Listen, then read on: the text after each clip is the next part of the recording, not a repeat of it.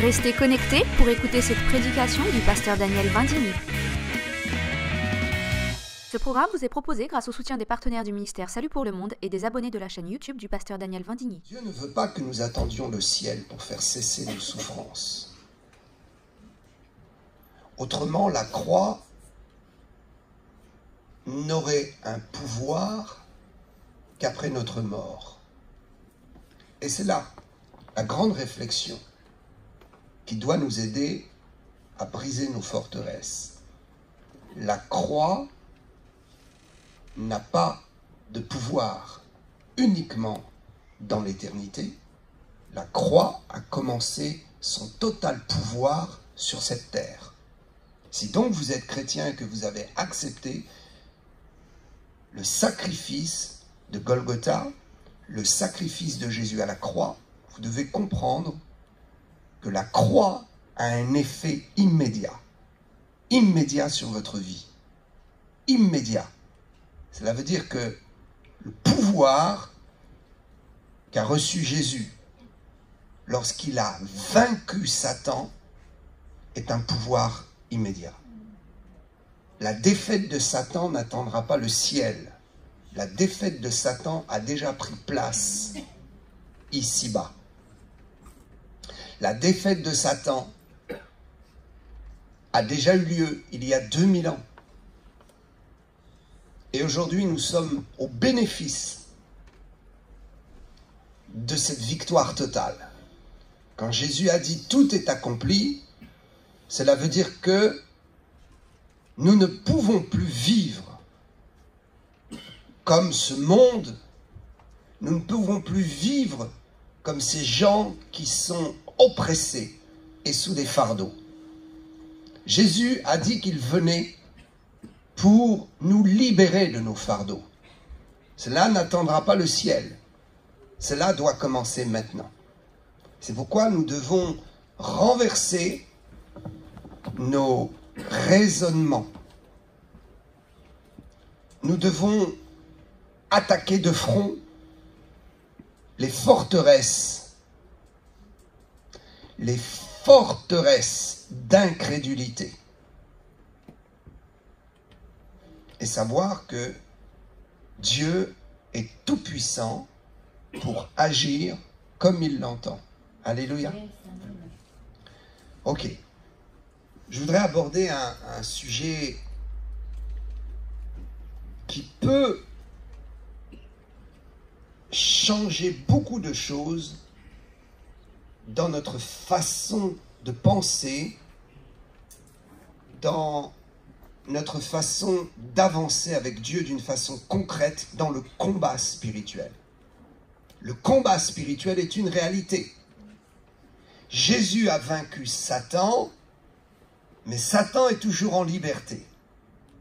Et constamment, nous devons lui signifier qu'il n'a plus aucun droit. Et nous devons faire barrage à ses actions. La façon dont il nous attaque est toujours la même. La façon dont il agit pour nous bloquer la route est toujours la même façon. Il le fait sans aucun droit. C'est pourquoi nous devons être très attentifs à la manière dont les attaques arrivent sur notre vie, de façon à les neutraliser. Si nous n'avons pas la connaissance, nous allons périr parce que nous n'allons pas savoir comment opérer dans le monde de l'esprit. Il y a un mode opératoire qui est tout à fait défini dans la Bible sur comment se défendre contre les attaques sataniques. C'est cela, la délivrance. Et il y a des gens qui disent « Oh, mais on a fait de la délivrance un système, une mode. On s'est servi de cela pour faire une publicité autour de certains ministères et attirer les gens. Et on a inventé une mode. » C'est complètement faux. La délivrance est quelque chose de totalement biblique. La croix est l'image même de la délivrance. La croix, le sang qui a coulé, Jésus qui a souffert à la croix, est l'image même de la délivrance de nos péchés, de la délivrance de nos souffrances et de nos maladies. Donc nous devons marcher dans cet esprit de connaissance de comment Dieu nous délivre. Dieu nous a délivrés de nos péchés par le sang. Dieu nous a délivrés de nos maladies par la puissance de la mort qui a agi en Jésus et qui a détruit l'autorité des maladies, l'autorité des conséquences du péché qui sont des maladies. Nous devons donc bien saisir comment ensuite, malgré que le diable soit vaincu, malgré qu'il ait perdu tout pouvoir, comment se fait-il qu'il arrive encore à faire du mal aux enfants de Dieu? Il faut déjouer ses plans et il faut nous-mêmes saisir la parole d'autorité que Dieu nous donne pour avancer le mandat de la croix. Le mandat de la croix et la puissance de la croix est rendu visible et efficace lorsque le chrétien, l'enfant de Dieu, proclame la victoire et annonce par la puissance de la parole, annonce la défaite complète de Satan. Je voudrais vous attirer donc sur une compréhension du comment Satan peut-il agir et où est-ce que nous pouvons le reconnaître et comment nous pouvons renverser ses plans. Dans les rêves. Les rêves. Les rêves sont un terrain où Satan agit. Les rêves sont un terrain où nous pouvons renverser la puissance de Satan, où nous pouvons déjouer ses plans, où nous pouvons nous défendre nous-mêmes. Il faut donc apprendre à comprendre ce que je rêve. Il faut donc comprendre comment je peux agir dans mon rêve, comment je peux interagir quand un rêve se produit. Comment puis-je amplifier un rêve qui vient de Dieu et entrer dans l'accomplissement de ce que Dieu m'a fait rêver?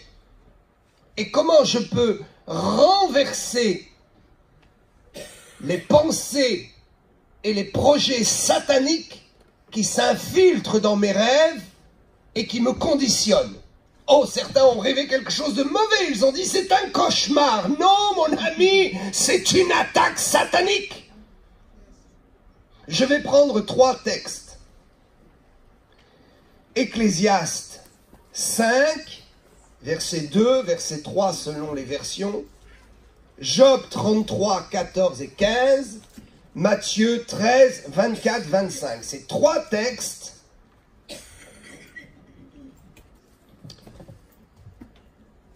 nous permettent de ranger les rêves dans 3 catégories. Ces 3 textes identifient les 3 actions de nos rêves. Le premier, Ecclésiaste. Le rêve vient de la multitude des occupations. J'ai lu selon la version la Nouvelle Bible Second. Le texte dit les rêves, certains, vous avez comme traduction les songes, mais il est plus exact de parler de rêves pour faire différence entre rêves et songes, songes qui viennent de Dieu. Les rêves viennent de la multitude des occupations. Nous allons expliquer. Le deuxième texte. Dieu parle cependant tantôt d'une manière, tantôt d'une autre. Et l'on n'y prend point garde. Il parle par des songes, par des visions nocturnes, quand les hommes sont livrés à un profond sommeil, quand ils sont endormis sur leur couche. Ça, c'est une deuxième explication à ce que nous rêvons la nuit. Nous pouvons rêver parce que il y a des craintes ou des joies que nous vivons dans la journée, Ecclésiaste. Il y a des rêves qui sont produits directement par la puissance du Saint-Esprit où Dieu nous parle. Et puis il y a une 3e catégorie de rêves. Cette catégorie de rêves-là est à combattre. c'est un des moyens que Satan utilise pour infiltrer notre pensée, nous troubler et nous détruire. Il faut les combattre. Il faut combattre l'ennemi.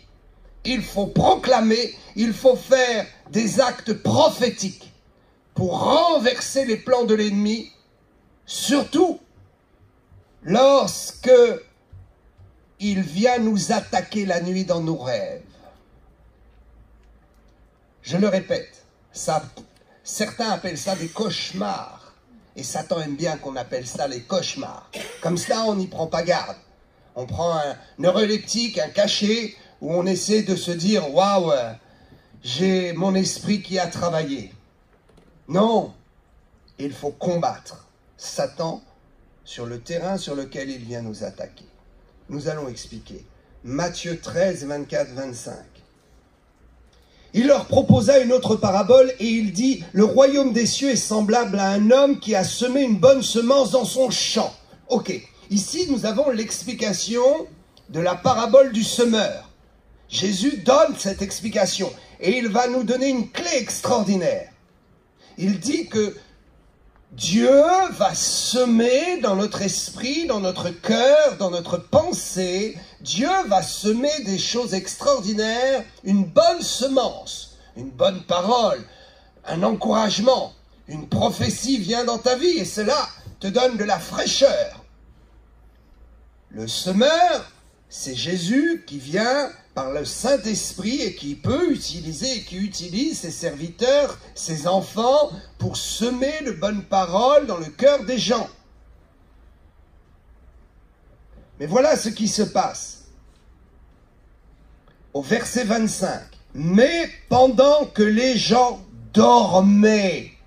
On a souvent interprété ce texte en disant « Oui, c'est l'Église qui dort, qui doit se réveiller, qui ne réagit pas. L'Église qui, finalement, ou les chrétiens qui ne font pas fonctionner leur vie spirituelle et qui dorment dans le sens où ils ont mis en sommeil l'activité spirituelle de leur vie. » Mais non, il faut voir le texte. Il est bien question de dormir quand on est dans le sommeil. Le sommeil physique.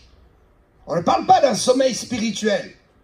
Certains peuvent penser, il est bon d'interpréter ce texte dans ce sens, mais ce n'est pas le seul sens, et je dirais que ce n'est pas le sens premier. Quelqu'un peut dormir spirituellement. Cela veut dire que il est malade, il a appris qu'il fallait combattre la maladie et prier pour les autres et pour soi-même, qu'il fallait chasser les maladies, mais au lieu de ça, il prend les médicaments. Au lieu de réagir et de mettre la main là où il a mal et au nom de Jésus de chasser la maladie, il fait autre chose de tout à fait humain. Ça, c'est dormir spirituellement. Ne pas réagir, ne pas prier, c'est dormir spirituellement. Mais ici, il est question d'une semence qui sera détruite dans ton sommeil lorsque tu dors physiquement. Mais pendant que les gens dormaient, son ennemi vient, il est question de Satan qui vient dans tes rêves et qui sème de l'ivraie parmi le blé et il s'en va. Satan vient la nuit, il infiltre tes pensées, tes rêves et il sème quelque chose et il s'en va. Et tu dis c'est un cauchemar, c'est Satan qui est venu pour briser tes rêves, pour briser la bonne semence, pour anéantir ceux qui demeurent dans la foi.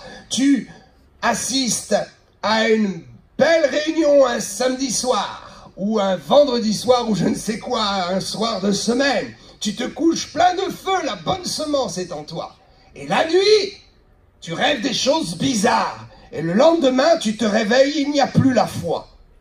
Ce qui était semence la veille a été transformé et encombré par la puissance de l'ivraie, des épines et des ronces qui sont venues étouffer ta foi. Il faut prendre garde à ces rêves.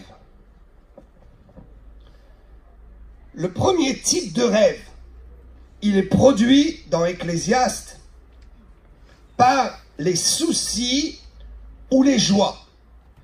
Plus tu vas créer de soucis dans tes journées, plus tu vas accepter le poids de soucis sans réagir par la foi, et plus la nuit, ton cerveau va travailler et va continuer à faire fonctionner ta pensée.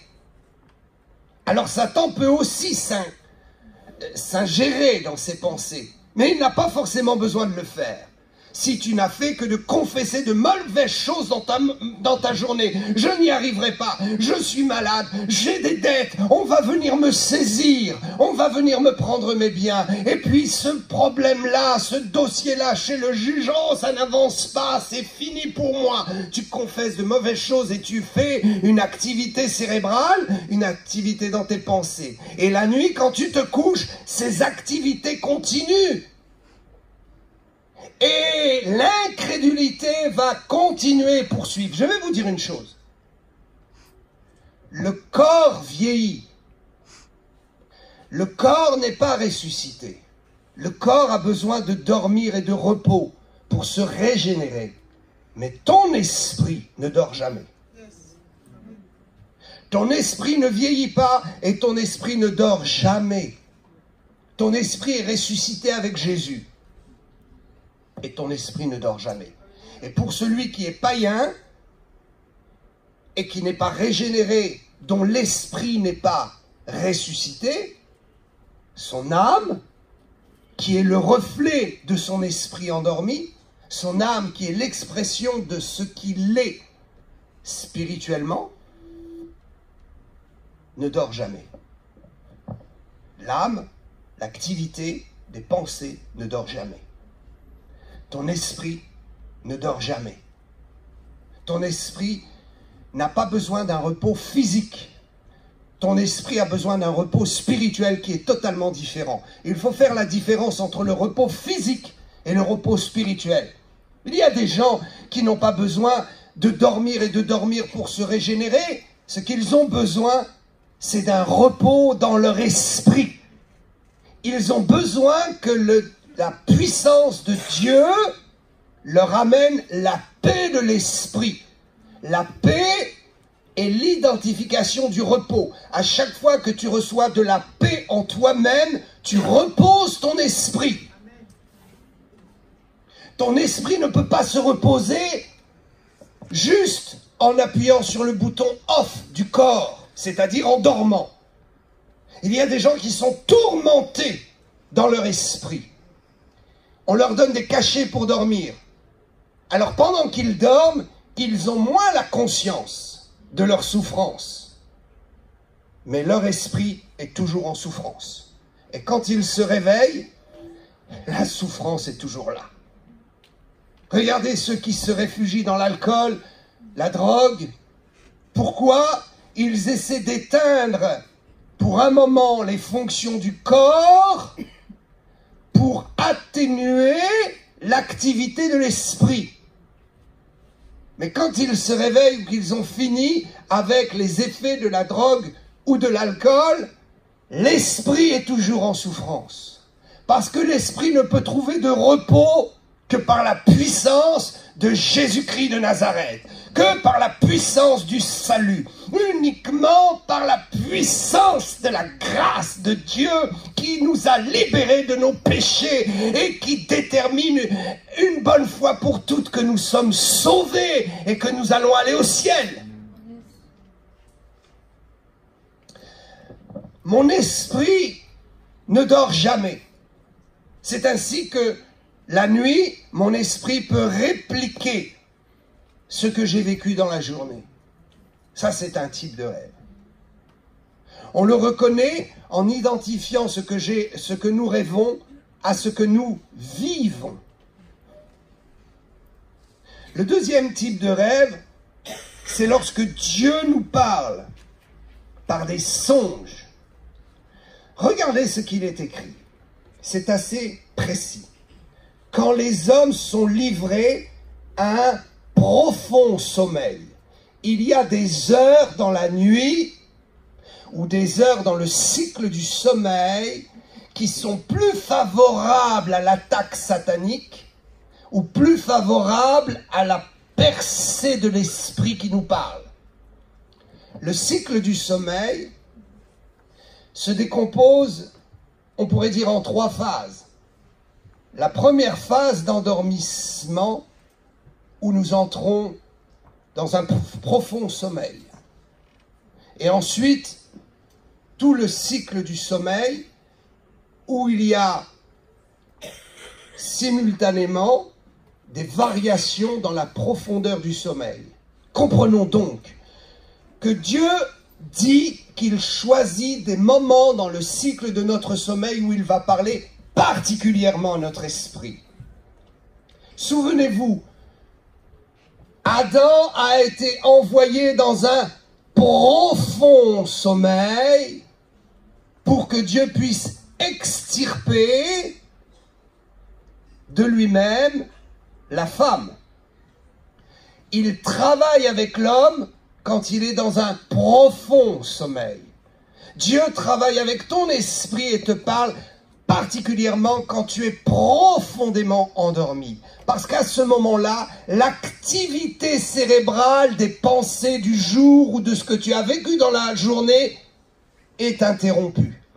Particulièrement à ce moment-là, Dieu prend une autorité où le diable ne peut pas atteindre ton esprit. C'est pourquoi que souvent, certains diront « j'ai rêvé quelque chose de très très fort avant de me réveiller ».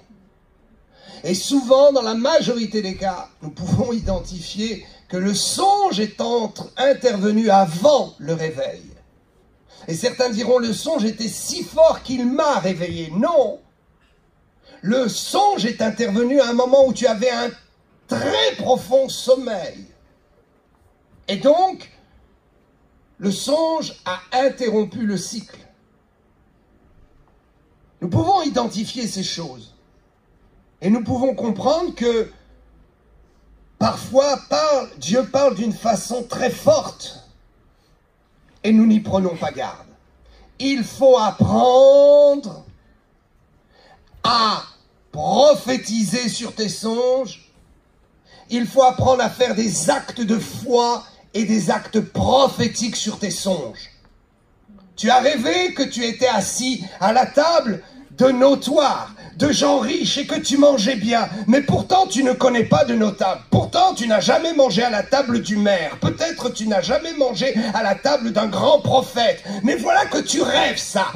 Alléluia. Ça veut dire que Dieu va te faire asseoir à la table des grands. Ça veut dire qu'il faut que tu saisisses ça par la foi et que tu fasses un acte prophétique quand tu te réveilles.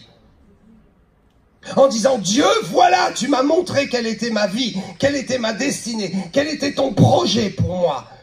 Je vais commencer à me prendre au sérieux et à marcher différemment, à fonctionner différemment. Je vais commencer à croire ce que tu m'as dit. Je vais commencer à croire que tu m'as parlé personnellement. Le monde prophétique, le monde de la prophétie, n'intervient pas seulement lorsqu'un homme de Dieu te parle. Le règne prophétique atteint ton sommeil, atteint tes pensées, lorsque ton corps est en repos et qu'il ne peut plus intervenir. Oh, je vais te donner une révélation. Écoute bien, je vais te donner une révélation. Quand Dieu a créé l'homme, il s'est produit quelque chose d'extraordinaire. Dieu a créé le ciel et la terre, il a créé le jour et la nuit, il a créé quelque chose de mystérieux, le firmament, pour séparer le règne physique du monde spirituel. Les deux mondes se côtoient et ils sont séparés par cette chose étrange qui est le firmament. Savez-vous que autour de nous, il y a des anges, il y a un monde spirituel. La Genèse, Dieu crée l'homme et ensuite il crée la femme. Quand il crée l'homme, il lui donne la soumission. Il lui donne le pouvoir sur les animaux et sur la terre. Ça veut dire que nous avons le pouvoir d'agir dans ce monde et de contrôler la matière. Adam n'avait pas de maladie. Adam ne pouvait pas se noyer. Adam ne pouvait pas tomber d'une falaise et se casser les jambes ou un membre. La matière n'avait aucune autorité sur lui. C'est lui qui avait l'autorité sur la matière. Il pouvait donc ordonner à la matière de réagir sur sa parole.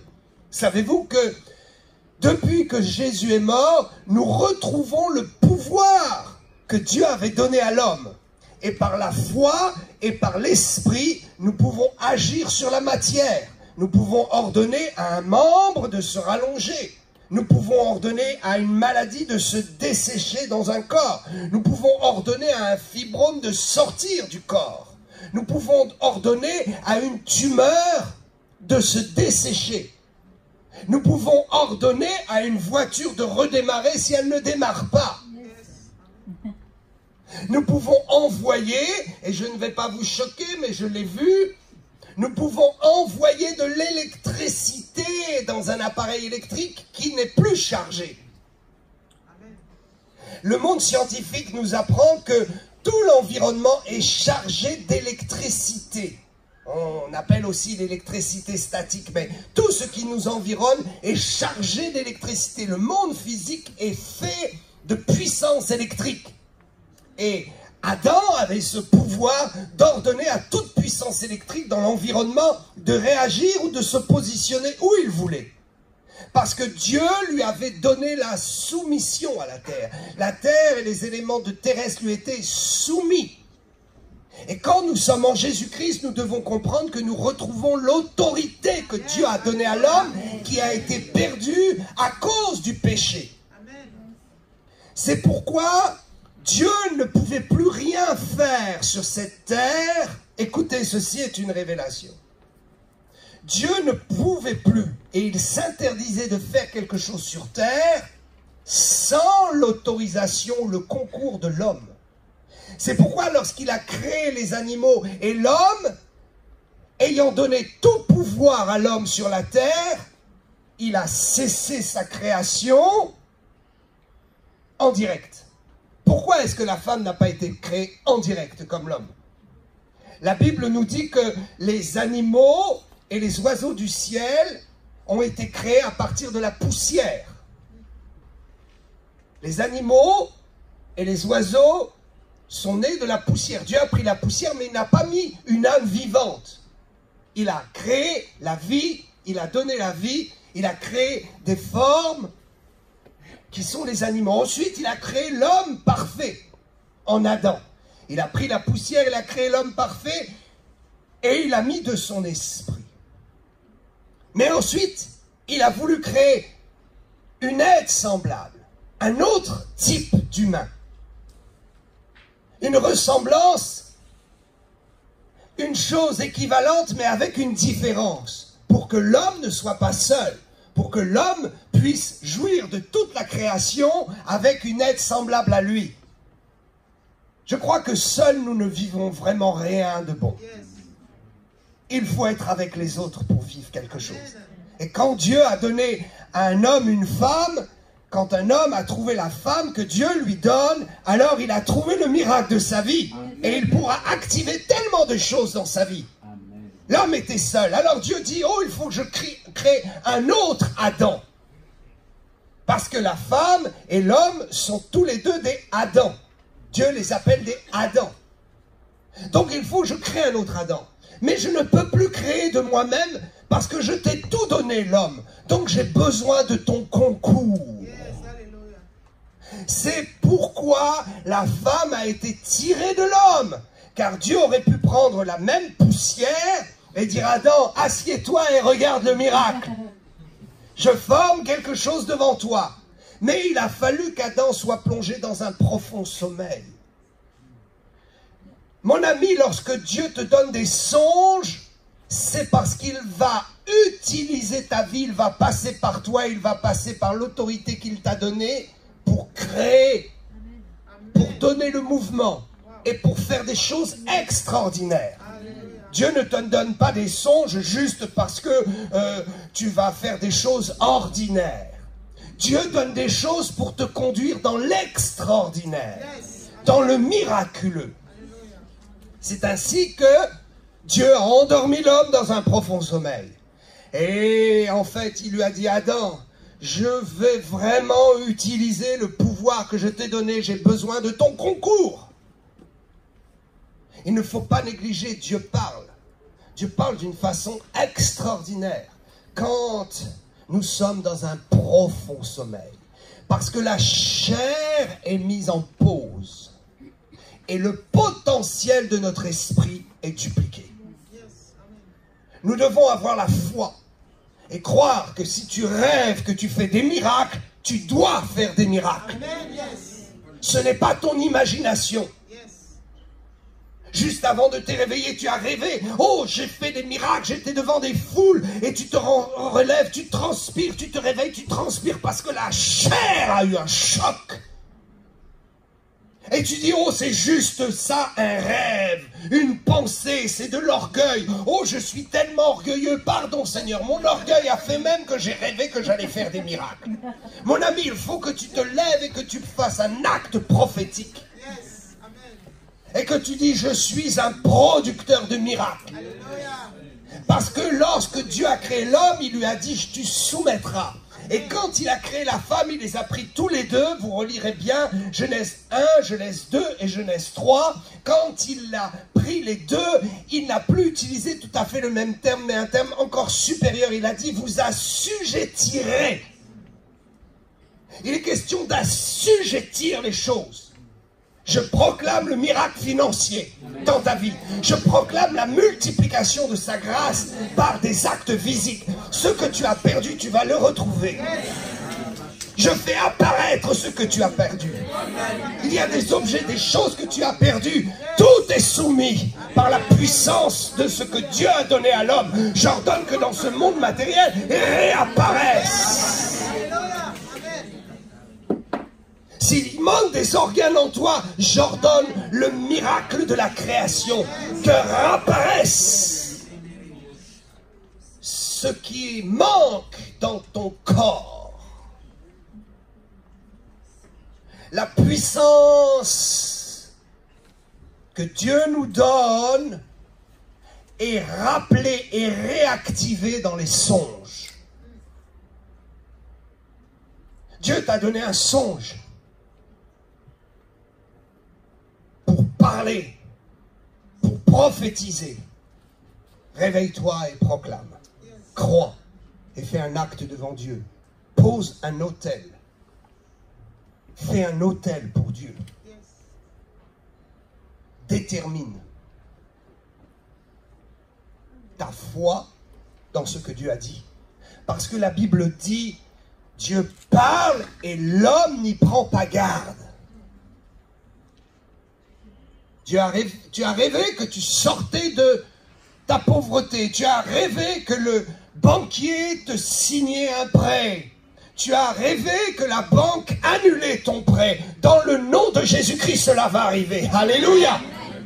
Je proclame l'annulation de tes dettes.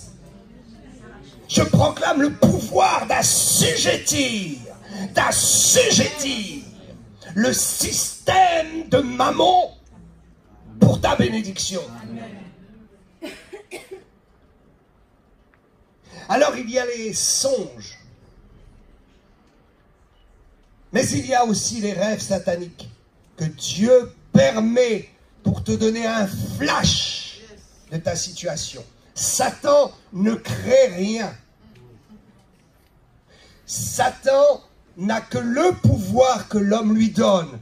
Car dans le jardin d'Éden, ce n'est pas à Satan que Dieu a dit « assujettis la terre ». C'est à l'homme. Et l'homme a confié son pouvoir à Satan.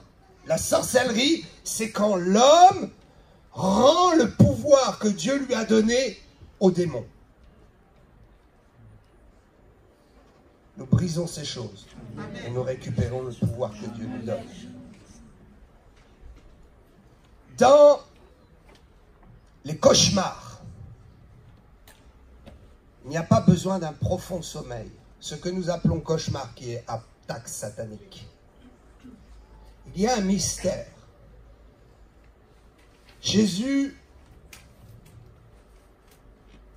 a été cloué vers 9 h du matin. Il a agonisé jusqu'à midi. À midi, il poursuit son agonie. Et puis, il y a des ténèbres. À 15 h, il finit son supplice. À 15 h, il rend l'esprit et il dit tout est accompli. Au-delà de 15 h, Satan se déchaîne. Il a perdu, mais il reprend sa poursuite. Il sait qu'il est condamné, mais qu'on ne l'a pas encore mis en prison. Ça, c'est la compréhension de la délivrance. Quelqu'un peut être arrêté parce qu'il a commis un vol, un meurtre ou quelque chose de très mauvais pour la société. On le met en garde à vue et puis on le présente devant le juge et il est relâché jusqu'à sa condamnation. Ça arrive. Des gens condamnés en liberté le temps de l'incarcération. Satan a été mis en garde à vue pendant 6 heures. Puis à la suite de ces 6 heures, sa garde à vue est finie, il est condamné, et Dieu lui dit, je vais t'attraper, dans 2000 ans, je vais t'attraper, et te mettre dans les cachots de l'enfer, et t'enchaîner pour 1000 ans. Tu seras libéré, et puis tu seras redéfinitivement envoyé dans une prison éternelle. Cela veut dire que vers 3h15, 3h20 la nuit, 3h30, Satan agit particulièrement dans l'esprit des chrétiens. Puisqu'il inverse, Satan inverse toujours les choses. Il prend la croix, il la retourne, vous savez, les sataniques, les satanistes, les occultistes prennent la croix et dans leur salle de réunion, ils la mettent à l'envers. Les pasteurs très très mal inspirés qui ont besoin de délivrance prennent la Sainte Seine à l'envers. Ils boivent le vin et ensuite ils mangent le pain. Autrement dit, ils remettent le sang dans le corps. Les satanistes font ça. Ils font la Sainte Seine pour Satan. Et ils commencent par le vin et ils finissent par le pain et ils annulent le sacrifice de Jésus. Je vous dis, ce sont des choses sérieuses. Satan inverse toujours les choses. Il inverse les principes divins. L'homme a le pouvoir de déclarer, l'homme a le pouvoir de faire des actes prophétiques, mais comme le chrétien a peur dans les actes prophétiques, Satan récupère et il inverse, et les sorciers font des choses similaires, et quand le chrétien le fait, on dit c'est la sorcellerie. Jésus a pris de la boue, il a craché, il a reconstitué l'œil. Si vous aviez été là, ou si beaucoup de religieux de notre pays avaient été là, ils auraient dit « Oh, c'est la sorcellerie !» Ce que Jésus a fait, par moments, ressemble à des actes bizarres. On voit l'onction sur l'apôtre Paul, qui est tellement forte, et on remarque que les tissus qu'il touche ont en eux-mêmes un pouvoir de guérison. Non, je dis un pouvoir de guérison. Le tissu, le mouchoir, guérit les gens, sans même qu'on prie. Alors on récupère ça, on le met sur les malades, et ils sont guéris. Si vous aviez été là, vous auriez dit « Oh, Paul est un grand sorcier. Il a été en Inde, là-bas, ou je ne sais où. Il a tiré un pouvoir de sorcellerie. Et regardez ce qu'il fait. Pierre sort de sa maison le matin de très bonne heure. Les gens se massent autour de la maison de Pierre. Pourquoi? Parce que dès que le soleil se lève, ils disent « Oh, c'est mon tour. Dès que Pierre va sortir, l'ombre va me guérir. » Est-ce qu'ils ont prié? Est-ce que Pierre a dit au nom de Jésus, soyez guéris? Non! Il se lève, oh, il fait beau ce matin, et il sort. Il n'a même pas prié, il n'a même pas considéré ces gens-là. Mais voilà qu'on s'aperçoit que son ombre les guérit. Si vous aviez été là, vous auriez été choqués. Et je peux vous dire que tous les religieux, oh, j'ai grand peine, grand pitié des religieux de notre pays, des légalistes, des gens qui interprètent la puissance de Dieu comme étant satanique. C'est le blasphème contre le trône, le Saint-Esprit, accorder à Satan ce qui vient de Dieu. S'ils avaient été là, ils auraient dit, oh Pierre, tu dois prononcer le nom de Jésus. Tu ne dois pas permettre que ton ombre, ça c'est la gloire de l'homme. Tu es bien orgueilleux. Qu'as-tu fait pour que Satan te glorifie à ce point-là? Mes amis, nous avons le pouvoir. Et l'onction sur quelqu'un peut se charger dans l'atmosphère, peut se charger sur des objets, peut se charger même de son parfum, de son regard. La puissance du Saint-Esprit n'a aucune limite. Et parce que les chrétiens ont peur de ça, Satan a récupéré ça dans la sorcellerie. Croyez-moi, les sorciers, ils applaudissent. Ils n'ont pas peur entre eux. Ils disent, allons-y, faisons ça. Nous n'avons pas besoin de rites. Nous n'avons pas besoin de support. Nous croyons que nous avons reçu la puissance. C'est pourquoi, si tu rêves des choses étranges, c'est que Dieu t'appelle à la puissance. Tu rêves de bonnes choses. Tu rêves des choses auxquelles tu ne peux pas croire humainement. Parce que ce n'est plus tes pensées, ce sont les pensées de Dieu dans ton songe. Alors Satan vient aussi. Et il vient, comme je l'ai dit, particulièrement à certaines heures de la nuit, parce que Satan inverse les processus. Il prend le jour et il en fait la nuit. Faites attention de ne pas inverser nuit et jour. Je crois dans les nuits de prière. Mais je crois aussi que si nous sommes toujours dans l'activité nocturne, il y a un problème. Donc Satan inverse. Ce qui est 9h du matin devient 9h du soir. Ce qui est 15h l'après-midi devient 3h du matin. J'ai remarqué que l'activité satanique est particulière entre 3h10 du matin et 3h30. Dieu m'a même fait une révélation. 3h21. Je pense que Jésus a expiré à 15h21. Ce que je vous le dis là est une expérience personnelle. Mais priez Dieu et faites une chose. Quand Satan vient semer l'ivraie dans votre sommeil et que vous vous réveillez brutalement en transpirant, en tremblant, notez l'heure à laquelle c'est arrivé. Et priez le lendemain, mettez votre réveil et priez à cette même heure. Il paraît que les criminels reviennent toujours sur le lieu de leur crime. Satan revient toujours sur le lieu et l'heure de son action. C'est une clé que je vous donne. Et ça fonctionne. Tu rêves qu'on t'arrache l'enfant de ton ventre. Et c'est toujours à peu près à la même heure dans la nuit. Mets ton réveil et réveille-toi à cette heure et commande à cet esprit destructeur et mortel de partir de ta vie. Détruis le rêve satanique. Détruis-le et prie afin que Dieu te donne le pouvoir de réveiller ton esprit dans ton rêve. De rêver dans le rêve. C'est-à-dire quand tu rêves et que des choses sataniques viennent, que le diable vient semer de l'ivraie, prie afin que ton esprit se réveille dans ce rêve et que tu agisses dans ce rêve pour combattre la puissance démoniaque. Tu as rêvé qu'on te poursuivait tout le temps. Tu es tout nu, tu cours, on te poursuit avec un bâton. Commence à prier afin que dans ce rêve satanique, tu trouves un habit pour t'habiller, tu te retournes et tu fracasses celui qui te poursuit. La puissance prophétique nous amène à prophétiser pour nous-mêmes, à réagir, à nous battre. Dans la journée, Si j'ai eu un rêve la nuit d'avant où je sais que c'est Satan qui est venu semer de l'ivraie pour me casser le moral et casser ma foi, je prophétise dans la journée. Et je peux faire des actes prophétiques. Alléluia.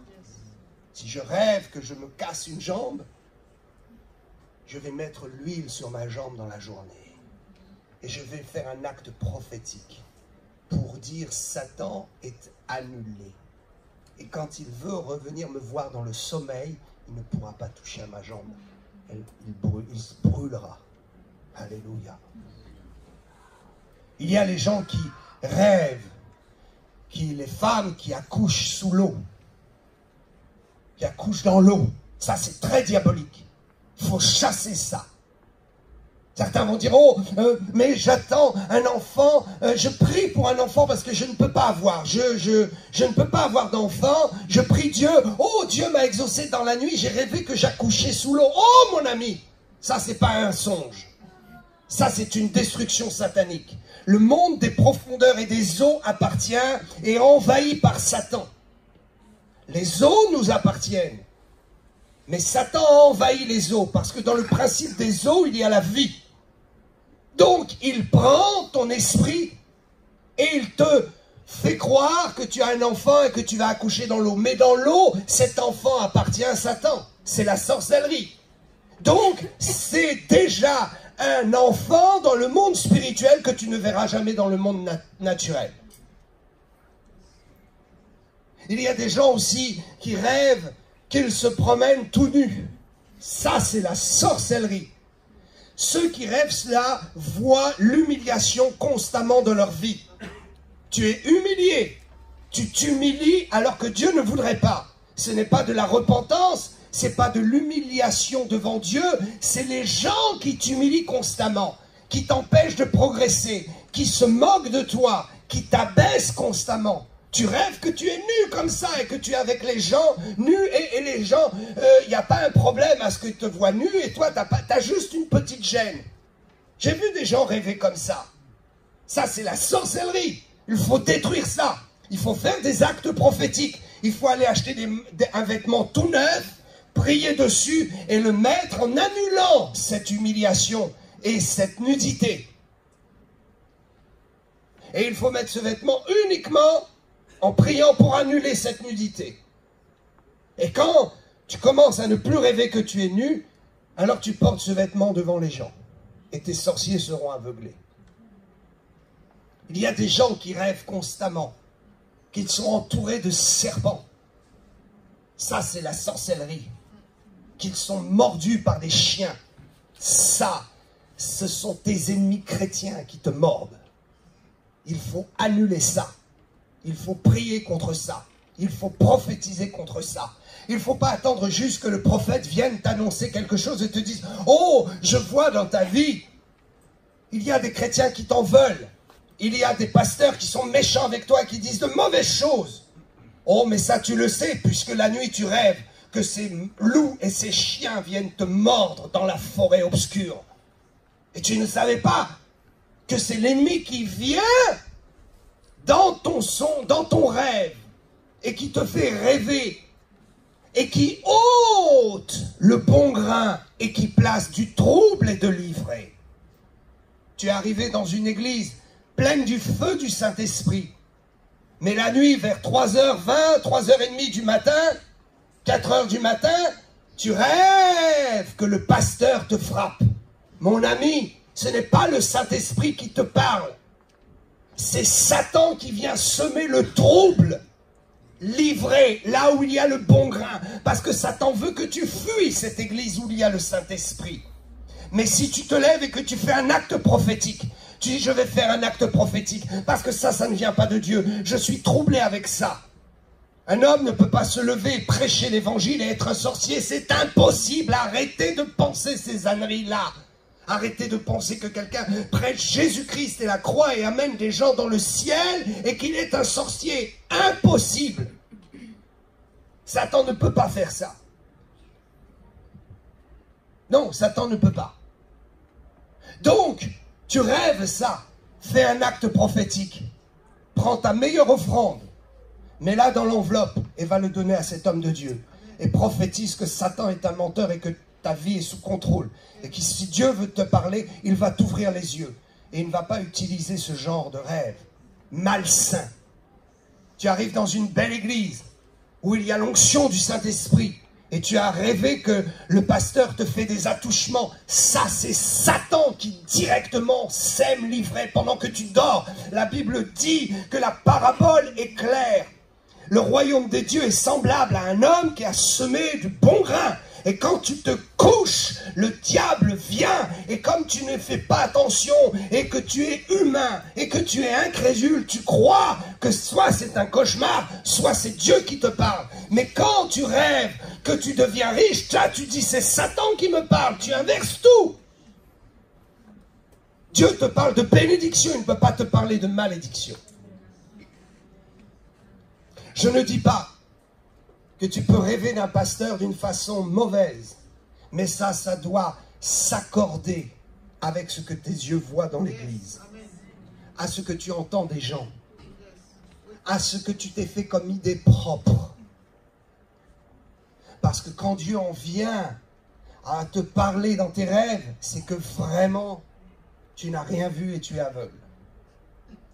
Donc je ne dis pas que c'est une chose absolue, que tu aies rêvé de mauvaises choses sur le pasteur et que ça ne vienne pas de Dieu. Je dis que dans la plupart du temps, si l'Église vit la vie de l'Esprit, ça ne peut pas venir de Dieu.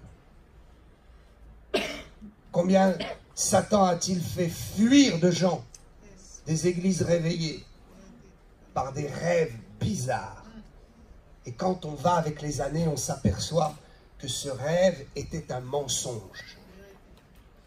On accuse certains pasteurs, mais vous les voyez des années après, ils sont toujours dans le ministère et ils ont toujours le même message. Ils prêchent Christ. Tu as rêvé que le pasteur chassait un démon de ta vie. Et tu dis, oh non, ça ne m'arrivera jamais, ça ne fonctionne pas comme ça. C'est parce que Satan a tellement peur. Alors il essaie de t'éloigner. Oh, que Dieu nous aide à comprendre. Les songes, les rêves et les semences d'ivrée dans ton sommeil sont un flash de ta destinée, de ce que tu es et de ce que tu vis dans le monde réel.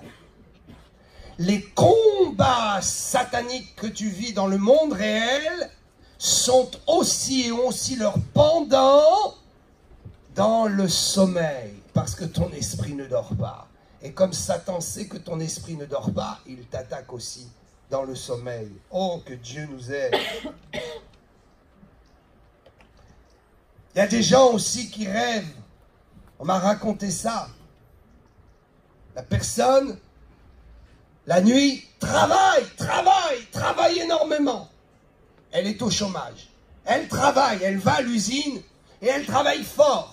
Et quand elle se lève le matin, elle est fatiguée, la personne. Fatiguée, et elle dort jusqu'à 11 heures. On dit, oh, tu es un feignant. Tu dors jusqu'à 11 heures parce que tu n'as pas de travail, tu es au chômage et tu profites. Non, c'est plus fort que moi, je suis fatigué. C'est comme si que j'étais épuisé. C'est un rêve satanique. Satan t'a volé l'activité de la journée. Il a volé ton travail et il te fait travailler comme un esclave la nuit. Tu travailles dans le monde des ténèbres la nuit pour quelqu'un. Et la journée, tu es fatigué et tu es obligé de te régénérer parce que la nuit, Satan te fait travailler et il pompe l'énergie de ton corps. Parce que tu as permis ses rêves. Parce que tu n'es pas allé pour combattre ses rêves. Il faut prier afin de dire quand ça va m'arriver et qu'on me refait travailler la nuit, je vais donner ma démission. Oui, et ça va cesser. Et ensuite, tu trouveras du travail dans la journée. Amen. Oh, mon Dieu, mon Dieu, mon Dieu, que Dieu nous aide.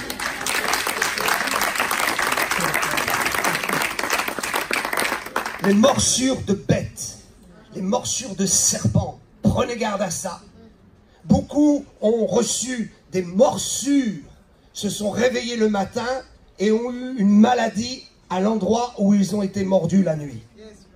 Ça, c'est le Satan l'ennemi qui vient et qui sème de mauvaises choses dans ton sommeil. Et toi, tu dis, c'est un cauchemar. Je me suis mal tourné la nuit. Oh, je me suis bloqué le cou ou les reins.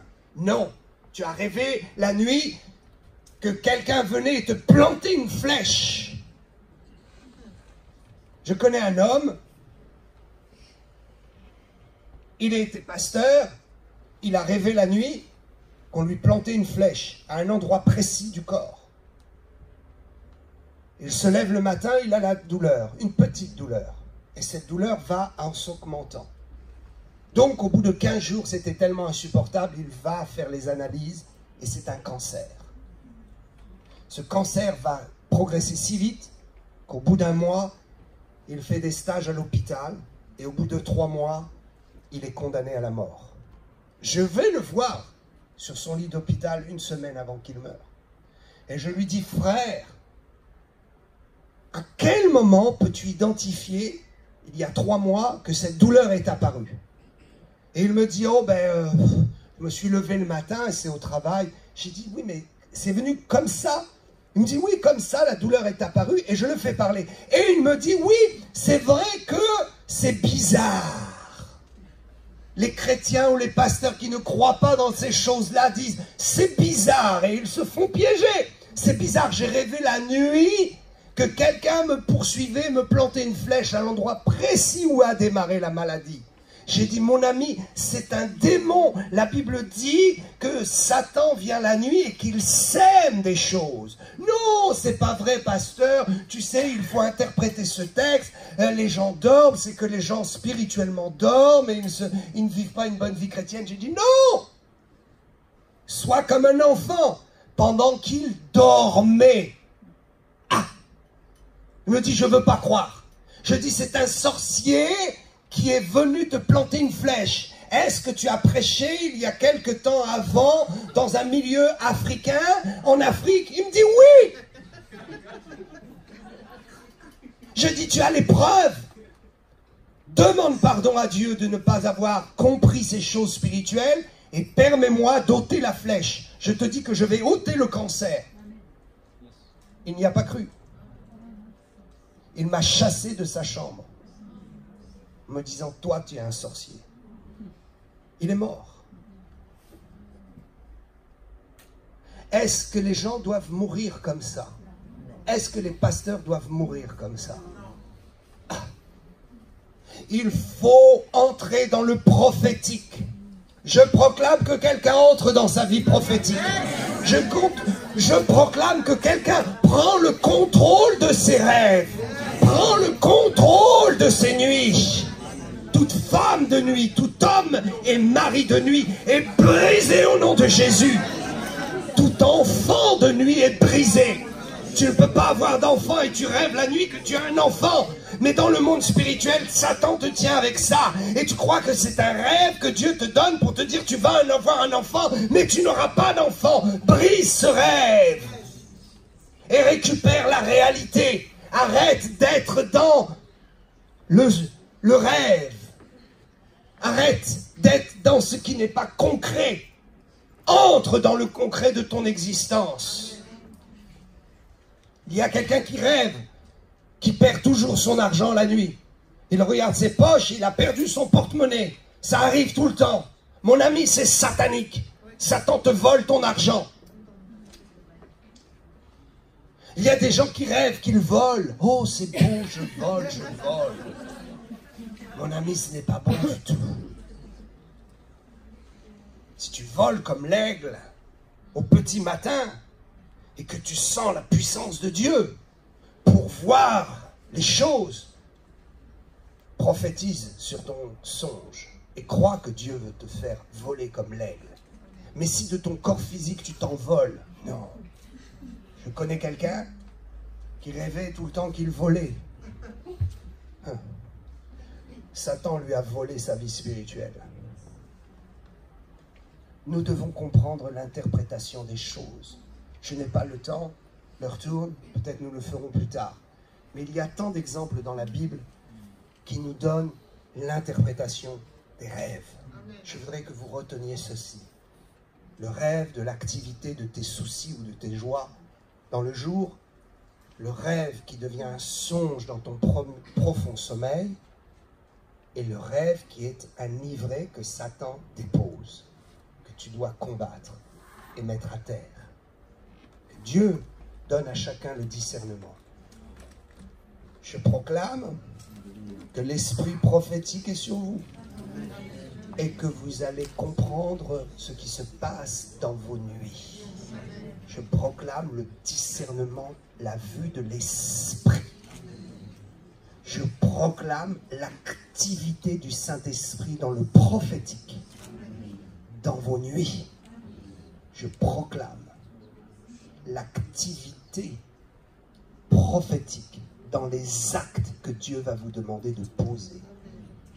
Alléluia. Alléluia. Il faut faire des actes prophétiques, j'en parlerai une autre fois.